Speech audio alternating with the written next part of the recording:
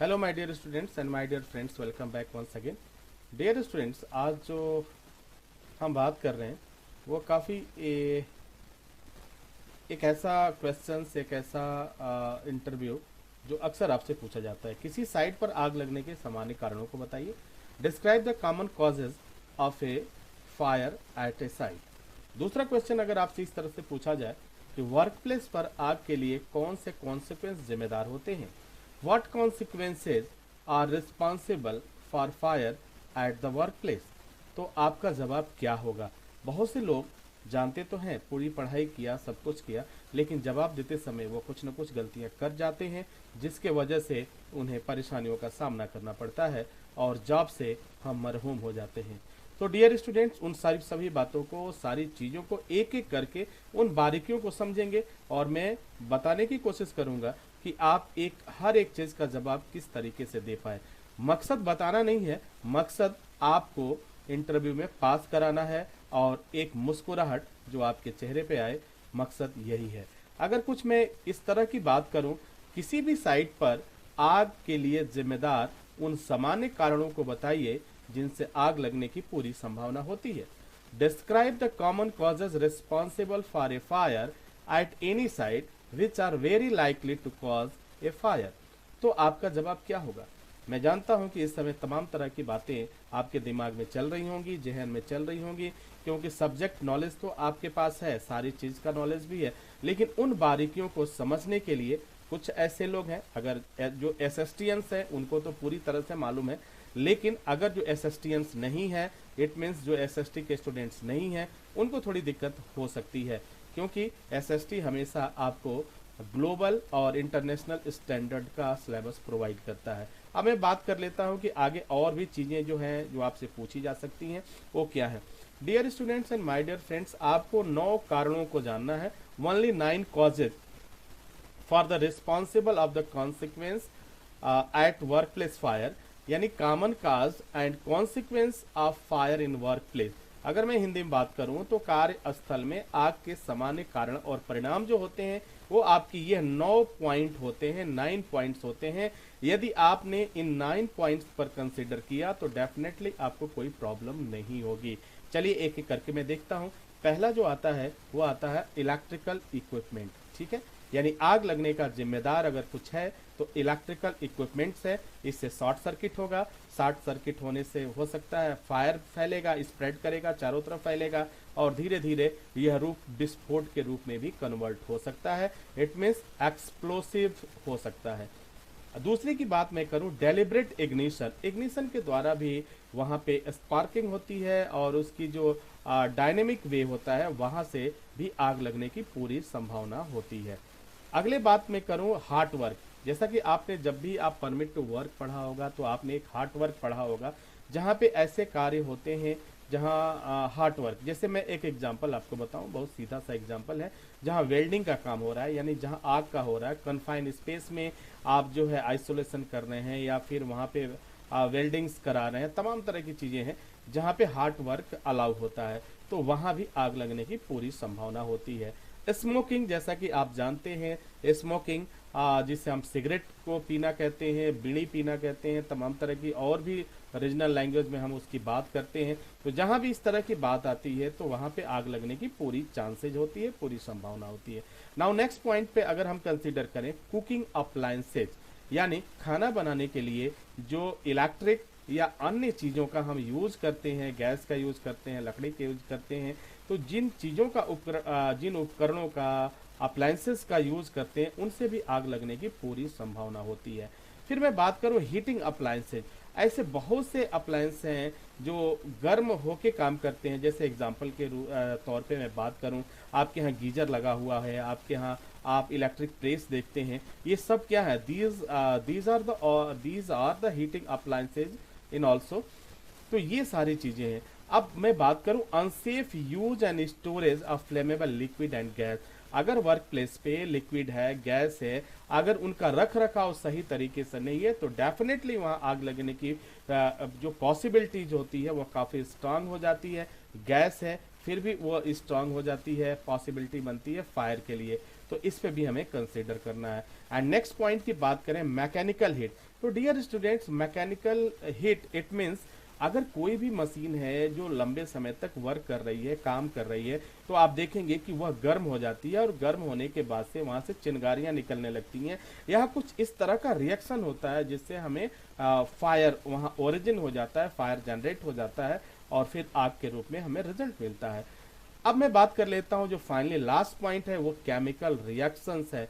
तो chemical reaction के द्वारा क्या होता है, एक्सप्लोजन हो सकता है, आग लगने की पूरी संभावना होती है।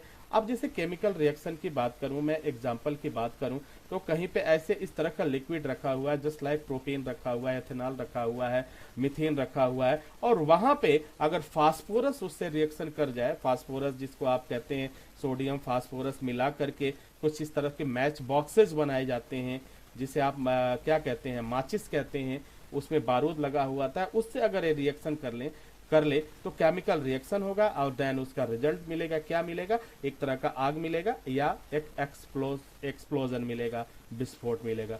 तो डियर स्टूडेंट्स, अगर आपको इस तरह के क्वेश्चंस आपसे पूछे जाते हैं कि कार्यस्थल में आग के सामान्य कारण और परिणाम क्या होते हैं, तो ओनली 9 पॉइंट्स आप याद रखिए। दुनिया में कोई भी इंसान आपको इंटरव्यू में फेल नहीं कर सकता है, क्योंकि यही 9 ऐसे पॉइंट्स हैं जो हर जगह आग के लिए जिम्मेदार होते हैं। अगर आपसे पूछा जाए कि भाई किसी भी साइट पर आग लगने के सामान्य कारणों को बताइए, तो आप सीधी सी बात करेंगे कि किसी भी साइट पर आग लगने के सामान्य कारण जो होते हैं वह 9 तरह के हो सकते हैं, वो जो इस प्रकार के होते हैं। आप उनको बताइए, एक एक पॉइंट बता दीजिए। जैसे लाइक अगर आप एग्जांपल के रूप में बात करते हैं तो पहली बात electrical equipment, deliberate ignition, hard work, smoking, cooking appliances and heating appliances, unsafe use and storage of flammable liquid and gas, mechanical heat and then finally last chemical reaction. ये 9 पॉइंट्स आपको बताना है। मैं कुछ और चीजें आपको बताता हूं। किसी भी अगर आपसे कुछ इस तरह का क्वेश्चन पूछा जाए, describe the common cause responsible for a fire at any site which are very likely to cause a fire, यानी किसी भी साइट पर आग के लिए जिम्मेदार उन सामान्य कारणों को बताइए जिनसे आग लगने की पूरी संभावना होती है। तो dear students and my dear friends, आपको वह 9 पॉइंट्स ही बताना है, दूसरा कुछ भी नहीं बताना है। इट मीन्स क्वेश्चन अलग अलग तरीके से पूछे जा रहे हैं, लेकिन सेंस ऑफ व्यू सिर्फ वह है, इंटरव्यूअर आपसे ये जानना चाहता है या एग्जाम में जो पेपर पूछे गए हैं उसमें वो ये जानना चाहता है कि आपको उन 9 पॉइंट्स के बारे में जानकारी है या नहीं है। ठीक है, अगर कुछ क्वेश्चन इस तरीके से पूछा जाए कि किसी साइट पर आग लगने के सामान्य कारणों को बताइए, describe the common causes of A fire eight site, तो भी आपका जवाब उन 9 पॉइंट्स को ही बताना है। यदि आपसे ये क्वेश्चन पूछा जाए वर्क प्लेस पे आग के लिए कौन से कॉन्सिक्वेंस जिम्मेदार होते हैं, तो आपको सीधा सा आपका जो जवाब होगा वो 9 पॉइंट्स होगा। ठीक है, तो आई होप, मैं उम्मीद करता हूं कि आप इन सारी चीज़ों को समझ चुके होंगे और बखूबी जान चुके होंगे कि इन कुछ क्वेश्चंस में क्या बारीकियां हैं। इन क्वेश्चंस तो अलग अलग हैं लेकिन सबका आंसर एक है। यहाँ पे 2 क्वेश्चंस हैं, फिर एक क्वेश्चंस यहाँ पे है, यानी इससे रिलेटेड जो भी क्वेश्चंस हैं उनका सबका जवाब है ये 9 पॉइंट आपको बताना है। जो ये 9 पॉइंट्स आप हमेशा कभी भी, आप चाहे हेल्थ सेफ्टी ऑफिसर हो या फायर सेफ्टी ऑफिसर हो, जब भी जॉब इंटरव्यू के लिए आपके क्वेश्चंस पूछा जाए, नॉर्मली पूछा जाएगा कि किसी भी साइट पर, किसी भी वर्क प्लेस पर आग लगने के समान उन कारणों को बताइए जो जनरल कॉजेज हैं। तो आप dear student keep in mind in only 9 causes, ये 9 कारण हैं, 9 कारण हैं जो हमेशा आपको याद रखना है, और इससे आप देखेंगे कि मैक्सिमम क्वेश्चंस जो होंगे आप बता पाएंगे, कोई बगैर कोई झिझक नहीं होगी, कोई प्रॉब्लम्स नहीं होगी, कोई घबराहट नहीं होगी। इससे रिलेटेड आप सारे क्वेश्चंस बता पाएंगे, चाहे आपका इंटरव्यू गल्फ के लिए हो, इंडिया के लिए हो या ऑल ओवर वर्ल्ड किसी भी कंट्री के लिए हो। मैं डेफिनेटली आपसे कहता हूं कि आप इंटरव्यू पास करेंगे, आपको कोई प्रॉब्लम नहीं होगी। तो उम्मीद है डियर स्टूडेंट आप इन बातों को समझ चुके होंगे। इसी के साथ ही अगर मैं एक बार पुनः एक क्वेश्चन पे बात कर लेता हूँ। 5 क्वेश्चंस आपके लिए हैं, आप कंसीडर करिएगा। पूरी वीडियो देखने के बाद जरा सोचिएगा और समझिएगा कि क्या आपको ये 5 क्वेश्चन के जवाब पूरी तरह से समझ में आया है नहीं। अगर नहीं आता है तो अगेन आप इस लेक्चर को देखिए और समझने की कोशिश करिए। क्वेश्चन नंबर 1, किसी साइट पर आग लगने के सामान्य कारणों को बताइए। क्वेश्चन नंबर 2, वर्क प्लेस पे आग के लिए कौन से कॉन्सिक्वेंस जिम्मेदार होते हैं। क्वेश्चन नंबर 3, किसी भी साइट पर आग के लिए जिम्मेदार उन सामान्य कारणों को बताइए जिनसे आग लगने की पूरी संभावना होती है। क्वेश्चन नंबर 4, आग के लिए सामान्य कारण कौन कौन से हैं? Question number 5 finally last question is that किसी साइट पर आग लगने के लिए 5 सामान्य कारण बताइए। तो डियर स्टूडेंट 5 तरह के क्वेश्चंस पूछे गए हैं और इन 5 तरह के क्वेश्चन में सिर्फ आपको वही 9 पॉइंट्स बताने हैं जो जनरल कॉज हैं, आग के लिए जिम्मेदार होते हैं। आई होप कि आप इस चीज को समझ पाए होंगे। पूरी तरह से सोचिए, समझिए, देन राइट करिए, कॉपी पे राइट करिए और खुद अपने आप को टेस्ट करिए कि आपने कितना सीखा है, कितना लर्न किया है।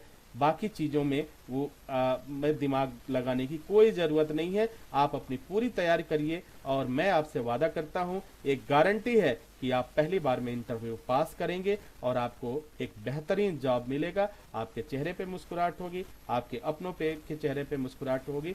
इसी के साथ ही डियर स्टूडेंट्स आपसे इजाज़त चाहते हैं। नेक्स्ट वीडियो में हम पुनः हाजिर होंगे। तब तक के लिए wish you all the best. Thank you for watching, thank you for learning.